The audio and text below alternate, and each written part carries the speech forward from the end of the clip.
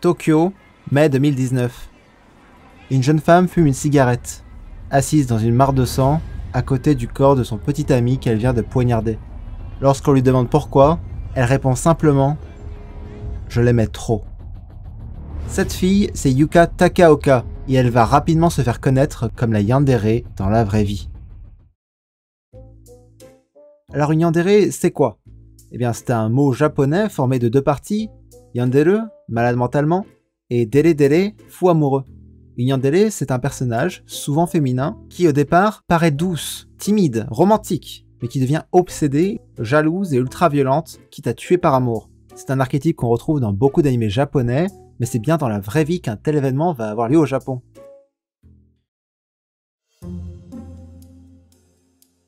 Yuka Takaoka est née en 1998. Elle a grandi à Tokyo et s'est orientée très jeune vers le monde de la nuit. Encore étudiante à l'université, elle abandonne ses études pour travailler dans un bar avant de gravir les échelons jusqu'à devenir manager d'un club d'hôtesse à Shinjuku. Alors un club d'hôtesse, c'est un genre de bar japonais où de jeunes femmes séduisantes sont payées pour flatter, divertir et faire boire une clientèle masculine, souvent en quête d'attention ou d'illusions romantiques. Ça existe également pour les hommes et on parle alors de club d'hôtes, et ça marche de la même manière. Et c'est justement dans un club d'hôtes qu'elle fait la connaissance de l'homme qui va nous intéresser, un séduisant hôte de 20 ans, Phoenix Luna, en octobre 2018. Phoenix travaille alors dans un club en plein cœur de Kabukicho, où il est rapidement devenu l'une des stars montantes du milieu. Et il va même se vanter sur Twitter d'avoir atteint le rang de 3e meilleur hôte de son club en avril 2019.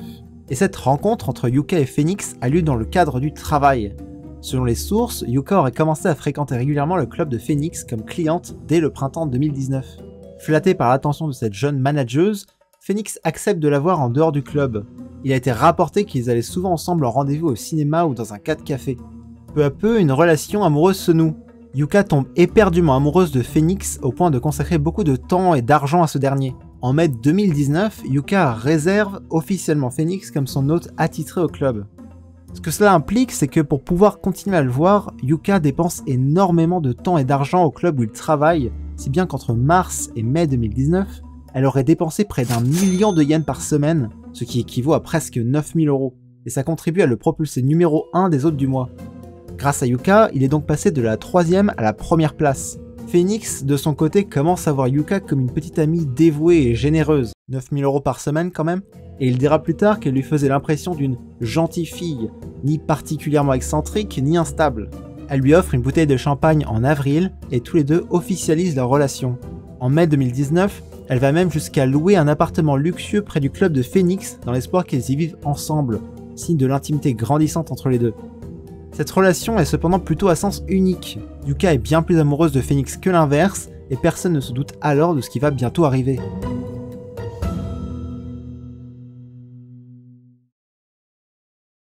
Le 23 mai 2019, Yuka et Phoenix se retrouvent dans l'appartement que Yuka loue près de son club. Et c'est ce jour que tout va basculer.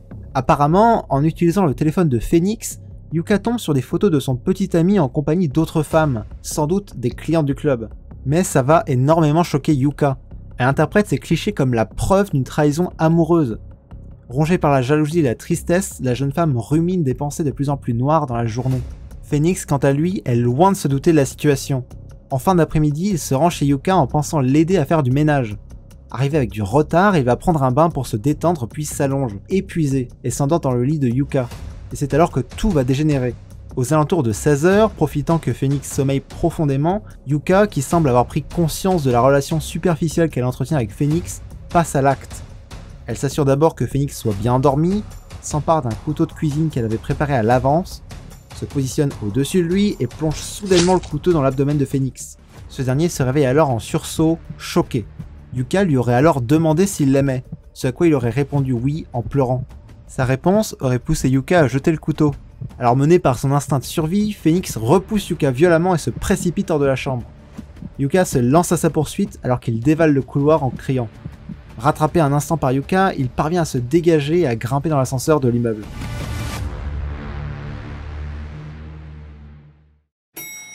Grièvement blessé au foie et perdant beaucoup de sang, il s'effondre en sortant de l'ascenseur.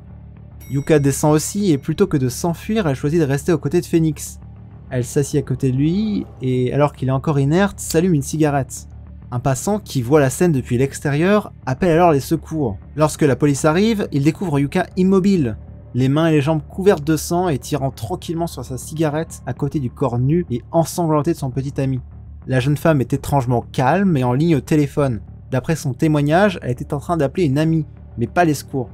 Elle dira au policier « Je ne voulais aller nulle part. Je me suis assis sur les marches dehors, je n'ai pas appelé les urgences parce que j'avais l'intention de mourir après l'avoir regardé mourir de son hémorragie. » Lorsque les policiers lui demandent pourquoi elle a attaqué son petit ami, elle dira simplement « Comme je l'aimais trop, je ne pouvais tout simplement pas m'en empêcher. » Entre-temps, Phoenix est pris en charge aux urgences, transporté à l'hôpital dans un état critique. Gravement touché au foie, les médecins ne lui donnent que 20% de chances de survivre. Surprenamment, il échappe de peu à la mort et sort du coma au bout de 5 jours. Son rétablissement sera long et difficile, il reste au lit pendant des semaines, il perd du poids et doit réapprendre à marcher petit à petit. La blessure au foie entraîne chez lui des séquelles durables, comme l'impossibilité de boire, ce qui est un gros problème pour son travail au club. Il est traumatisé psychologiquement et souffre d'anxiété et d'insomnie. Malgré tout et contre toute attente, Phoenix est vivant, et c'est désormais à la justice de trancher le sort de Yuka Takaoka.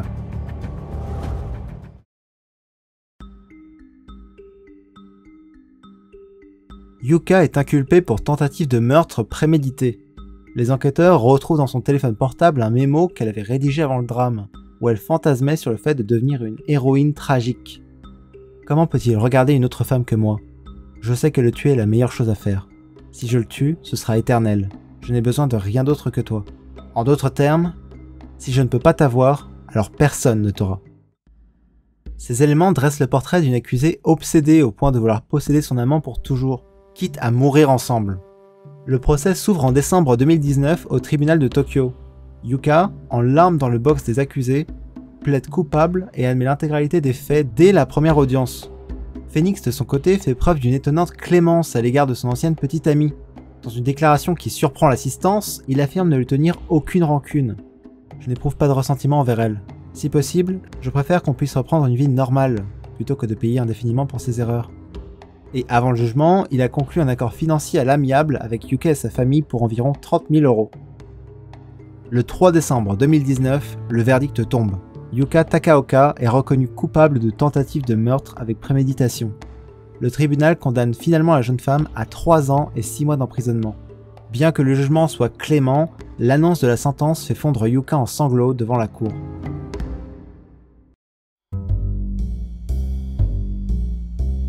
La nouvelle de ce crime passionnel d'une violence inouïe se répand rapidement dans les médias japonais. Mais ce qui va réellement propulser l'affaire sur le devant de la scène mondiale, c'est l'écho qu'elle rencontre sur Internet. En quelques jours, Yuka Takaoka devient une véritable sensation. D'un côté, l'atrocité des faits choque et suscite l'indignation. Mais de l'autre, de nombreux internautes semblent étrangement fascinés par Yuka, au point de la célébrer. Sur les réseaux sociaux, beaucoup s'attardent sur son visage, son apparence frêle, innocente, immortalisée sur les photos de son arrestation. Certains la qualifient de criminelle trop belle pour être vraie. Et très vite, ce sont des fanarts, des montages photos, des vidéos qui apparaissent à sa gloire. Et c'est de cette manière qu'elle finit par être surnommée la Real Life Yandere, ou Yandere de la vraie vie. En quelques semaines, elle acquiert une sorte de fanbase internationale, ce qui peut surprendre lorsque l'on se rappelle du crime qu'elle a commis. Au Japon, l'affaire Takaoka interroge également sur les dessous de l'industrie des clubs. Certains commentateurs y voient le symptôme d'une dérive toxique, l'histoire d'une jeune femme psychologiquement fragile, exploitée dans un milieu où l'amour se monnaie. Après tout, Yuka avait sacrifié ses économies pour soutenir Phoenix, et ce genre de crime passionnel extrême est rare mais pas nouveau dans cette industrie. Mais quoi que l'on puisse en penser, c'est plusieurs années que Yuka devra passer en prison avant de pouvoir retrouver sa liberté.